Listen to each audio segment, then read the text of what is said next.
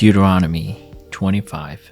When people have a dispute, they are to take it to court, and the judges will decide the case, acquitting the innocent and condemning the guilty. If the guilty person deserves to be beaten, the judge shall make them lie down and have them flogged in his presence, with the number of lashes the crime deserves.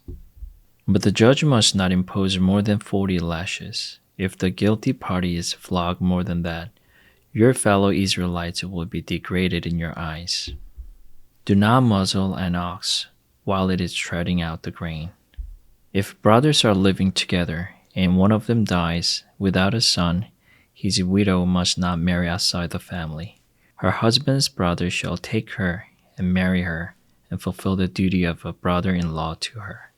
The first son she bears shall carry on the name of the dead brother, so that his name will not be blotted out from Israel. However, if a man does not want to marry his brother's wife, she shall go to the elders at the town gate and say, "My husband's brother refused to carry on his brother's name in Israel. He will not fulfill the duty of a brother-in-law to me." Then the elders of his town shall summon him and talk to him. If he persists in saying, "I do not want to marry her," his brother's widow shall go up to him in the presence of the elders, take off one of his elders, spit in his face, and say, "This is what is done to the man who will not build up his brother's family line." That man's line shall be known in Israel as the family of the unsandaled.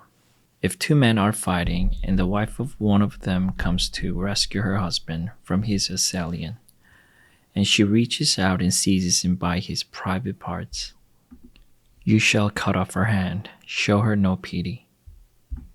Do not have two differing weights in your bag, one heavy, one light. Do not have two differing measures in your house, one large, one small.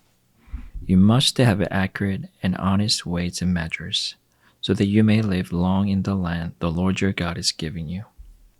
For the Lord your God detests anyone who does these things, anyone who deals dishonestly. Remember what the Amalekites did to you along the way when you came out of Egypt.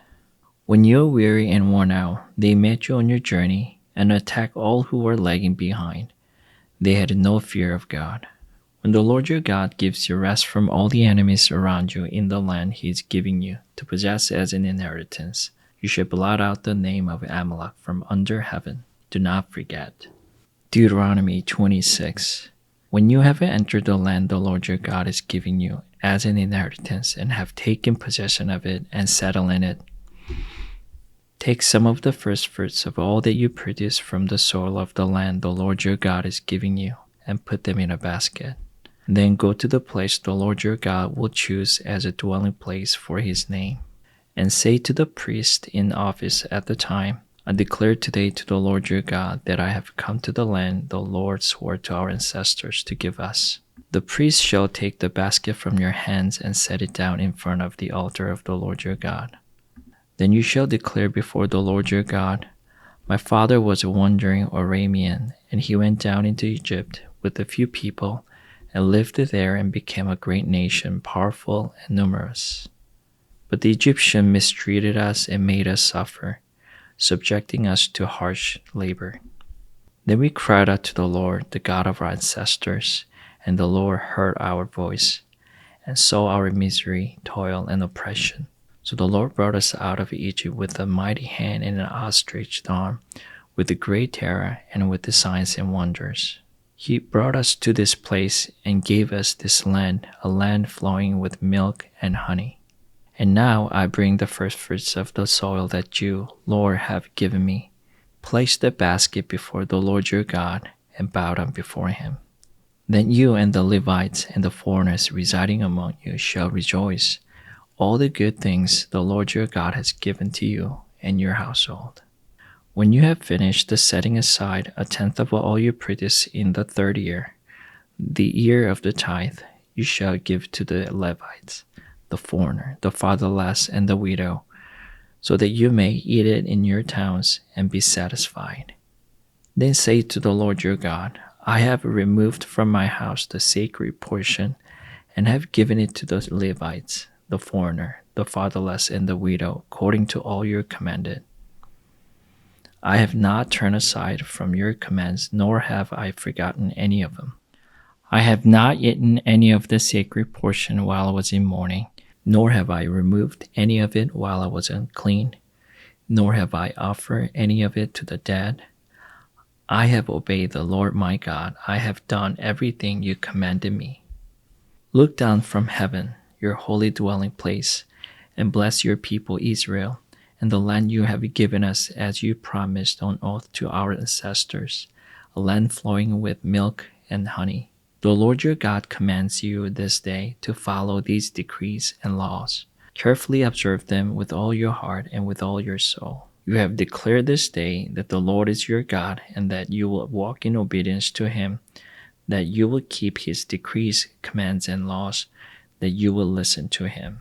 And the Lord has declared this day that you are his people, his treasured possession, as he promised, and that you are to keep all his commands. He has declared that he will set you in praise, fame, and honor high above all the nations he has made, and that you will be a people holy to the Lord your God, as he promised. Deuteronomy 27. Moses and the elders of Israel commanded the people, keep all these commands that I give you today. When you have crossed the Jordan into the land the Lord your God is giving you, set up some large stones and coat them with plaster.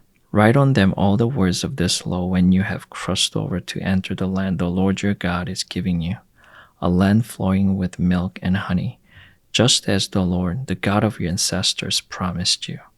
And when you have crossed the Jordan, set up these stones on Mount Ebal, as I command you today, and coat them with plaster. Build there an altar to the Lord your God, an altar of stone. Do not use any iron tool on them. Build the altar of the Lord your God with filled stones and offer burnt offerings on it to the Lord your God. Sacrifice fellowship offerings there, eating them, rejoicing in the presence of the Lord your God. And you shall write very clearly all the words of this law on these stones you have set up. Then Moses and the Levitical priests said to all Israel, be silent, Israel, and listen. You have now become the people of the Lord your God. Obey the Lord your God and follow his commands and decrees that I give you today. On the same day Moses commanded the people, when you have crossed the Jordan, these tribes shall stand on Mount Gerizim to bless the people: Simeon, Levi, Judah, Issachar, Joseph, and Benjamin. And these tribes shall stand on Mount Ebal to pronounce curses: Reuben, Gad, Asher, Zebulun, Dan, and Naphtali. The Levites shall recite to all the people of Israel in a loud voice, cursed anyone who makes an idol, a thing detestable to the Lord, the work of skilled hands, and sets it up in secret. Then all the people shall say, Amen. Curses anyone who dishonors their father or mother. Then all the people shall say, Amen.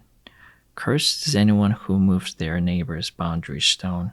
Then all the people shall say, Amen. Cursed is anyone who leads the blind astray on the road. Then all the people shall say, Amen. Cursed is anyone who withholds justice from the foreigner, the fatherless, or the widow.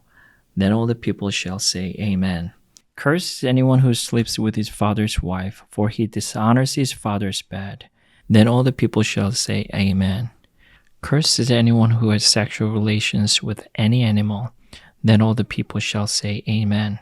Cursed is anyone who sleeps with his sister, the daughter of his father or the daughter of his mother. Then all the people shall say, Amen. Cursed is anyone who sleeps with his mother-in-law. Then all the people shall say, Amen. Cursed is anyone who kills their neighbor secretly. Then all the people shall say, Amen. Cursed is anyone who accepts a bribe to kill an innocent person. Then all the people shall say, Amen. Cursed is anyone who does not uphold the words of this law by carrying them out. Then all the people shall say, Amen. Amen.